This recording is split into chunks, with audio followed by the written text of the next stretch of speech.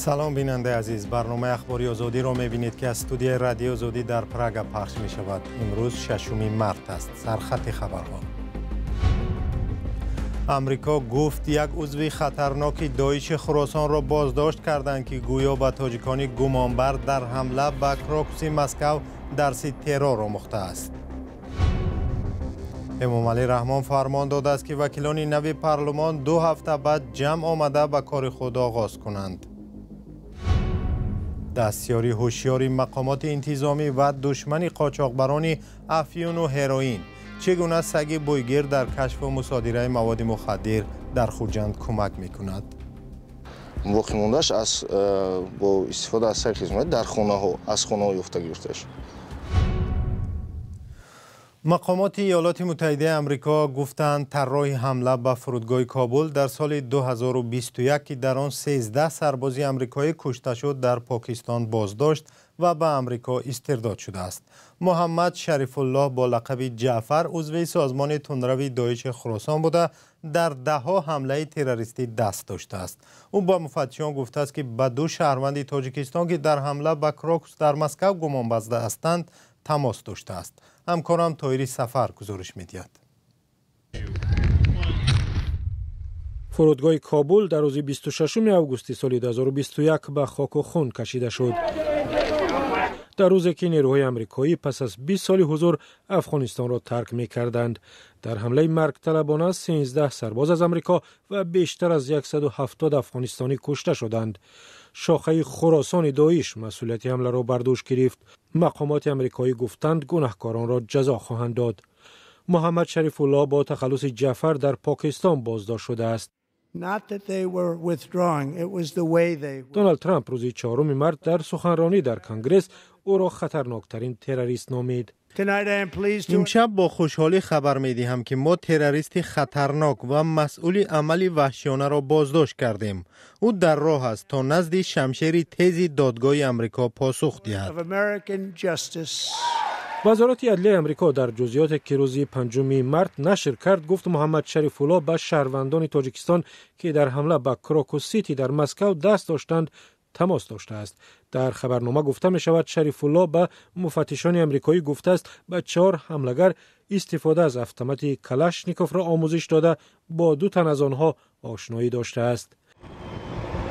روز 22 مارس سال 2024 مقامات روسیه از حمله تروریستی به تالار کنسرتی کراکوس خبر دادند که در آن بیش از 130 نفر کشته شد. سید اکرم رجبعلی زاده، فریدون شمس‌الدین، دلیرجان میرزایف و محمد صابر فیضف را حمله‌گران اصلی نام بردند. معلوم نیست که با کدام از آنها کی و در کجا محمد شریف الله شناس شده است. نزدیکان تاجیکان بازداشت شده کار دستی آنها بودن حمله را باور ناکردنی خواندند. امامعلی رحمان رئیس جمهوری تاجیکستان امر داده است که نخستین مجلس هیئت نوی وکیلان مجلس نمایندگان روز 19 مارس برگزار شود. بر طبق این فرمان جلسه در شهر دوشنبه و ساعت 10 آغاز می‌یابد. مجلس نمایندگان از 63 کرسی عبارت است. در انتخابات پارلمانی 200 کس اساساً نمایندگان حزب حاکم خلقی دموکراتی و 5 حزب دیگری رو به حکومت وارد کارزار شدند. انتخابات پارلمانی روز 2 مارس برگزار شد و به اطلاع رسانه‌های دولتی در آن بیشتر از 85% مردم برخوردار از حق رای شرکت کردند. انتخابات را که به حضور مخالفان، ناظران سازمان امنیت و همکاری در اروپا صورت گرفت، مخالفان حکومت یک صحنه‌سازی و وانمود کردن دموکراتیا در تاجیکستان نامیدند.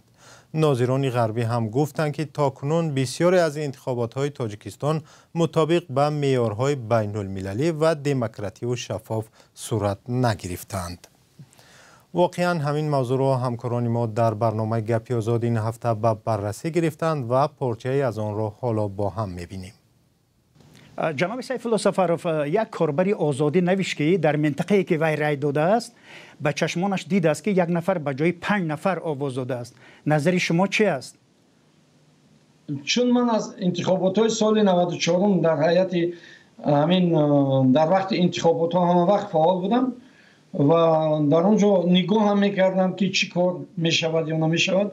من راضی هستم که یک تنه شاید که 100 تا ممکن که 1000 نفر هم همین خیلی باشد، چون که هست اویله هایی که کسل هستند، اویله هایی که به پیش اونها حتی نمیفهمند که اگر اونها نوایند حوزه انتخاباتی میتواند همون یاشیک یا صندوق انتخاباتی رو که مخصوص برای کسل ها هست به خانه اونها برد. همین رو نمیدانند و نمیخواهند یا که وقتشان رو بیهوده گذرانند در راه، شاید که دور باشد خانهشان. در این حالت ها البته می شود این کار در همه انتخابات ها. من این رو با چشم خودم دیدم و نمیگویم که کسی دروغ گفته است.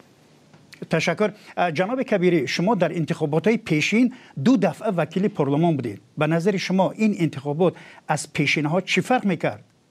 دست جمعی یا از نام خانواده آواز دادن این یک کمترین قانونشکنی در تاجیکستان است. حتی بعد از آن که آوازها داده میشوند ما خودمان دهها نه تنها شاهد بلکه فکت داریم که پروتکل ها ایواز میشوند، صندوق های رای به یک جای دیگر برده میشن، مثلا به اداره حکومت جماعت یا به حکومت ناحیه و کاملا از اونجا رای های دیگر بیرون میاد. در تاجیکستان تمام نوع قانونشکنی هست، اما با وجود این در گذشته حکومت تاجیکستان برای وانمود کردن که در پارلمان احزاب مخالف است، خصوصا بعد از امضای سازشنامه ضرورت بود که یک چند دوره نمایندگان حزب نهضت اسلامی تاجیکستان، حزب کمونیست در پارلمان باشند تا اینکه حکومت نشان بدهد که هنوزم دارد سازشنامه صلح را رعایت میکند. امروز دیگر هیچ ضرورت برای اینو برای حکومت فکر میکند نمانده است و کاملا صحنه را پاک کرده است و انتخابات را بدون کدام ترس و شرم و حیا همون طوری که میخواهد میگذراند. بیننده ارجمند، برنامه گپی آزاد روز یکشنبه ساعت 8 به وقت دوشنبه و ساعت 10 به وقت مسکو در وبسایت azadi.org نشر می شود. برنامه را در همین کانال آزادی ویدیو در یوتیوب می توانید ساعت 14 به وقت دوشنبه و 12 به وقت مسکو تماشا کنید.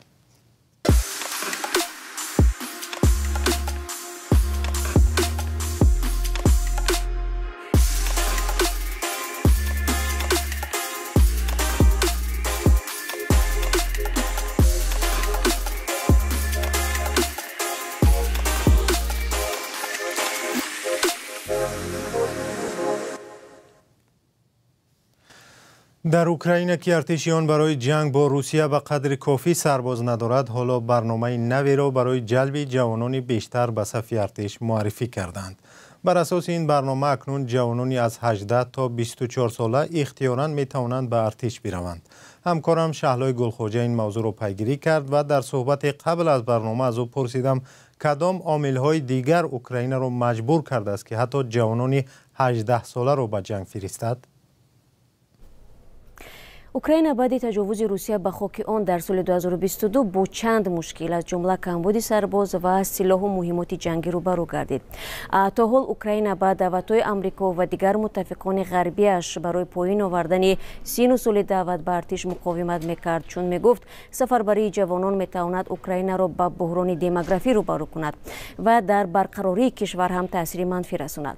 اوکراین اپریل سال 2024 سین دعوت به ارتش را از 27 به 25 سال پایین آورد و برای فرار از ارتش جزا تعیین کرد و گرفتاران سیل یا ویروسی نارسایی مسئولیت بدن را هم برای خدمت اجازه داد به شرطی که توان خدمت را داشته باشند.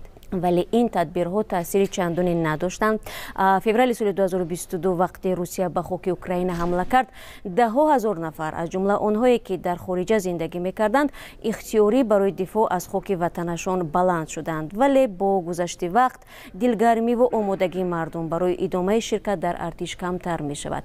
مطبوعات اوکراین گفت که در ماه ینور تا سپتامبر سال 2024 در این کشور 18,000 حالت فرار از ارتش ثبت شده است و بنا به گزارش‌ها هزارها نفر پاره داده از کشور فرار نمودند. حالا اوکراین برای حل این مسئله چه تدبیرهای اندیشیده است؟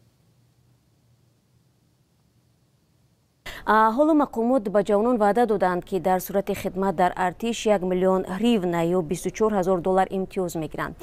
қарзи бо имтиёз, таҳсили ройгон дар донишгоҳ бахше аз ин имтиёз мебошад. вазорати дифоъ инчунин ба ҷавонон тамринҳои кӯтоҳмуддат ҳаққи интихоби маҳалли хидмат доданд.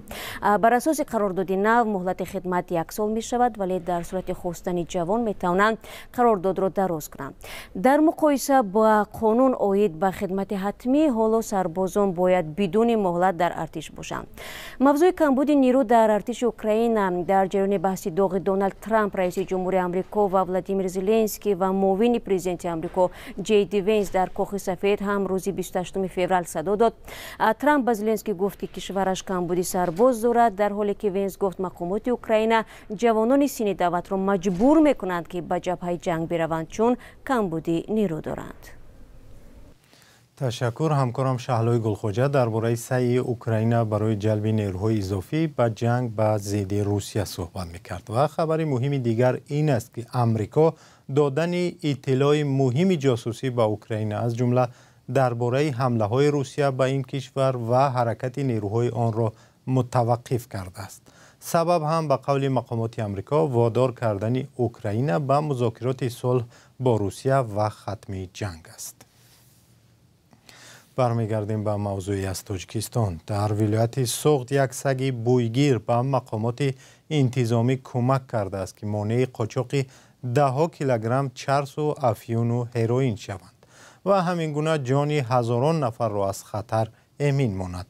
Блак ва ё сиёҳ ки номи ин саги бӯйгир аст, дар вилояти Суғд дар оҷонси мубориза бо маводи мухаддир ба қавле кор мекунад ва яке аз дастёрони фавқулода муфид барои кормандони ин идора шудааст. Фарзон Муҳаммадӣ гузориш медиҳад.